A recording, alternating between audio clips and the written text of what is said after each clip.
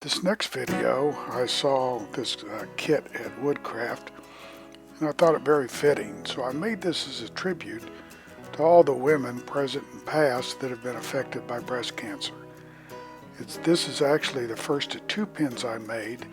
I donated both of them to the cancer hospital here in Houston. I was fortunate enough to meet one of the head doctors and gave them to her to give out as she saw fit. I also wanted no credit and wanted it to be given anonymously. Now that I have a connection, I plan on making them on a regular basis. So let's start with the kit itself, because there is a little bit of idiosyncrasy with it. As the soft grip, you've actually got to carve it out of the blank to accept the soft grip, as it fits over the tube and then sits between the blank and the nib. So it's actually a fairly straightforward slimline kit, but again, with this soft grip right here, you can kind of see that it takes up almost half of one of the blanks. Everything else fits the same: the transmission, the spacer, the nib, the top, the clip, but that soft grip has to be cut away from the blank.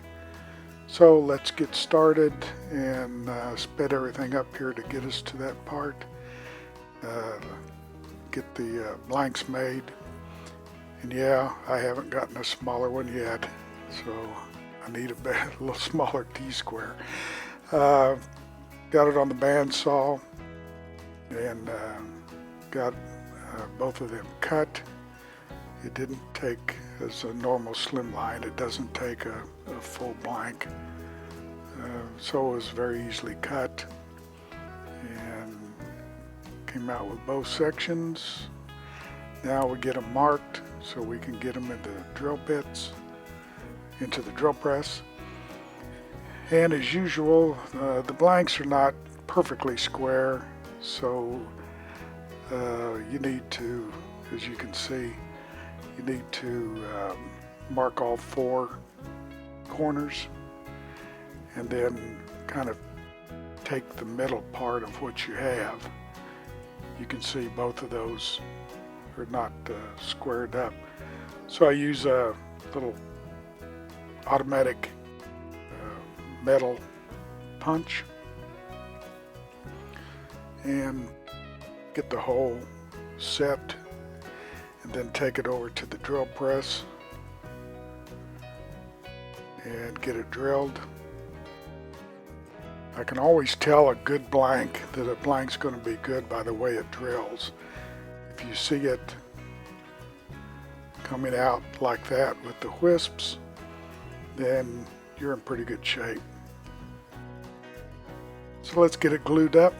Again, I use the scale to measure the epoxy, sand the tubes, use a plastic cup with a popsicle stick, stir it up, make sure you get the sides and everything, get the tube in.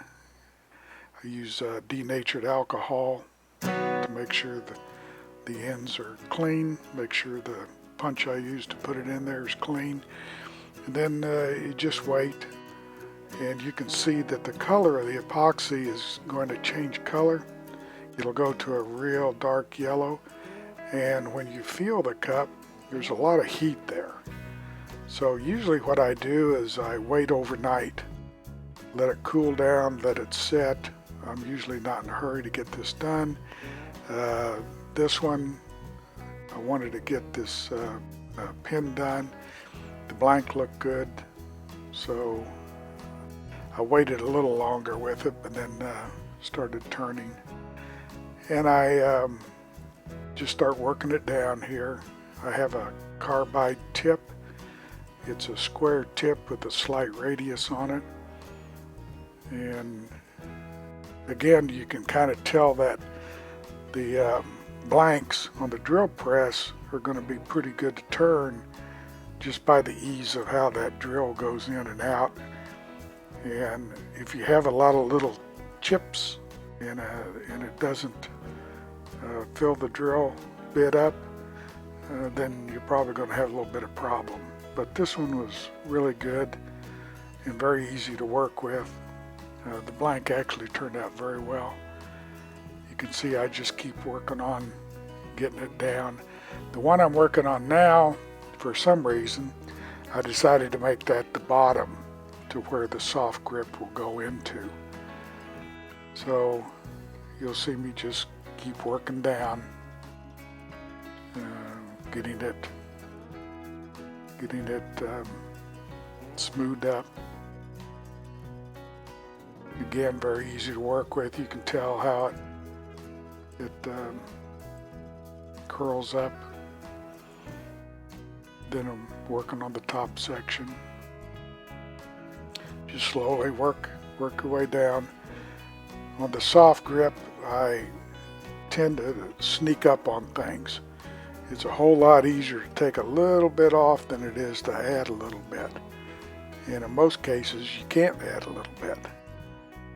So on the soft grip, where I cut the blank and fit it, I do it several times and just kind of sneak up on it.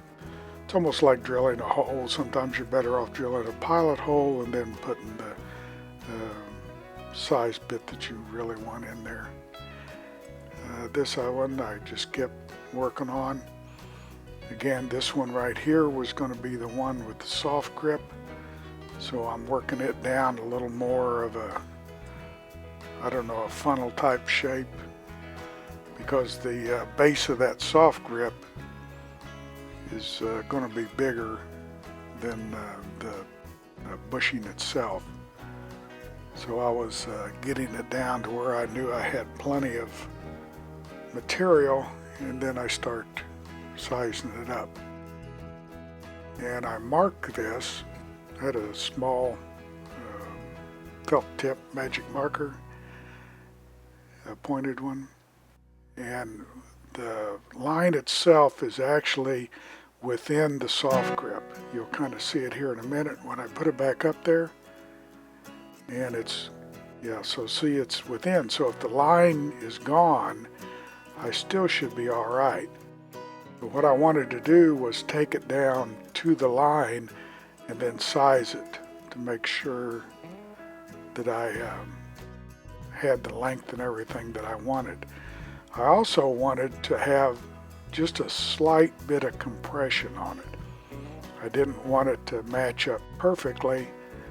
I thought with use of the pin that it might stretch out just a little bit, or not stretch out a little bit, compress a little bit. So either way, I wanted to make sure that I had a little bit of compression on it when I put it together. So here I'm using a parting tool to kind of get it down to the end. And for some reason, this thing came loose. I usually wait a day. This one I didn't.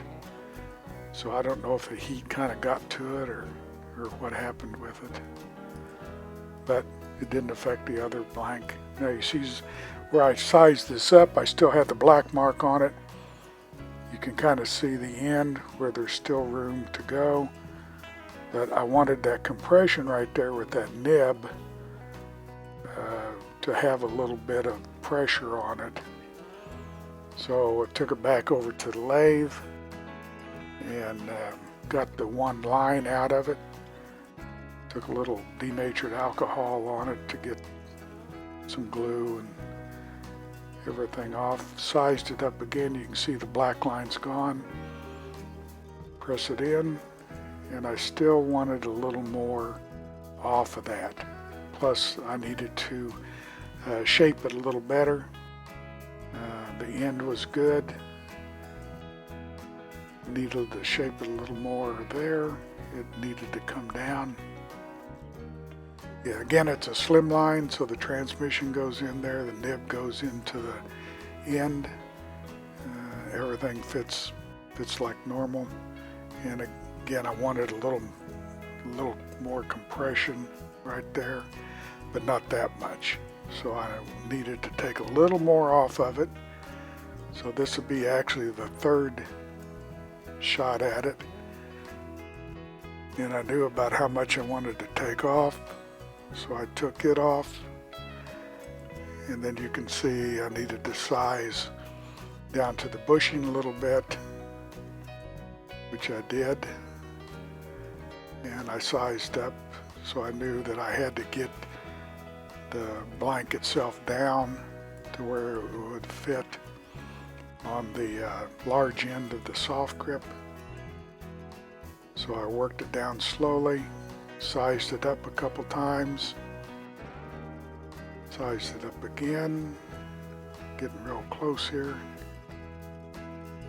and I just kind of finished it off right here a little bit, and then went to the bushings afterwards on the other ends. But that one was sized and looked good. So I finished off by sanding it. I started off with 400 grit and then went to 600 before I started the micro pads. And even though you're doing acrylic, make sure that you sand the horizontal part when you're doing it to get those lines out of it, any lines. And then you can see the blank is starting to really fill out and polish up really well, even with just the micro pads. And then I started to polish. You can see the finish of it starting to really shine and come out. Again, this was a good blank. It was worked very well, polished up well, micro pad very well. Very, very good blank. So again, just polished it, put another polish on it, and then we went to put it all together, which was again just like a slimline. I was very pleased with the way the fitting came out with the soft grip and the middle part, the middle bushing. All in all, very pleased with the pen, as were the folks at the hospital.